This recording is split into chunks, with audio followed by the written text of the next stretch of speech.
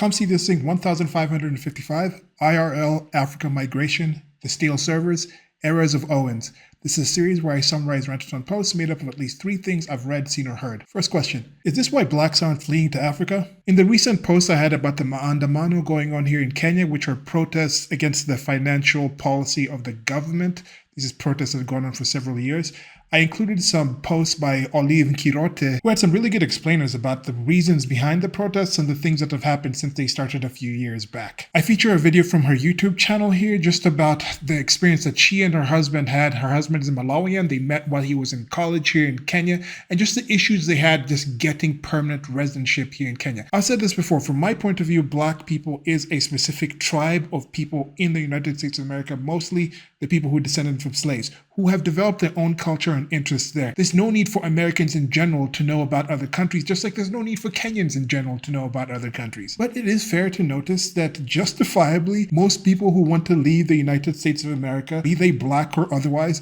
don't pick African countries to go to. And mind you, it is also bad enough in African countries themselves for the Africans living there and trying to get to places. I've had that personal experience, have some people in my family as well. We're trying to get in, have to leave every 6 months and whatnot. So this whole issue of like visas and traveling around, if you're in the United States of America, you probably have the most luck, one of the most luck, I think it's like Switzerland and the UK and then the USA, in just being able to visit countries. But when it comes to moving to places, some of the people who criticize Trump and like, the Trump administration only wants European migrants, you will find that most African countries make it easier for Europeans to migrate to African countries as well. Next question, is the Ohio Valley going to be the Silicon Valley of AI? On the topic of African countries and just other countries in general, BRICS are rising. And this is a coalition that was started by Brazil, Russia, India, China, and South Africa. They've been trying to create an alternative payment system around the world due to how much power the dollar being the global reserve currency gives the United States and other Western powers, who exacerbated all of this by weaponizing the dollar against Russia as part of their Project Ukraine. Then you factor in the inherent weaknesses of fiat currency and the instability of having them, leading to significant discussions of if the dollar and the US are going to lose power around the globe. There's a bit of a switcheroo here. Instead of finally going and checking what gold is in Fort Knox, that was never going to happen. Trump recently signed the Genius Act and launched a project in Pittsburgh, which is in the Ohio Valley area of the United States of America, which may be something that brings some sort of Silicon Valley-ish kind of action going on there with AI and stable coins and things like that. I don't know how that's going to turn out. Next question, is this the most gleeful troll ever? Regardless of how all this turns out, this is a deliverable from Trump. This is something he campaigned on, and this is something that